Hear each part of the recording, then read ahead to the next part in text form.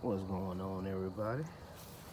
Porch light here, and as you see, I'm in my middle bed. Let me pull back here, and I'm doing some fall maintenance. It's gonna be fall, I think, this Saturday, and we trying to get things ready for fall, y'all. But we still got a lot of summer vegetables, so I'll show y'all some.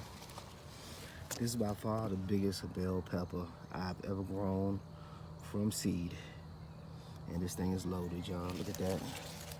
Look at that. Just everywhere. But you get the point. This video here is about how you can support your plants with your plants. Now what I did here was I tied this rope to both ends, basically because this thing was just popping out too far and I didn't feel like doing a bunch of bending. Okay. But now I realized that I can use this to support my peppers. All right. Another thing I noticed was that this tomato plant, where is that? This tomato plant was hanging on the ground. I'm trying to find more space to plant, y'all. That tomato plant. So I hung it up on this guy right there. Okay?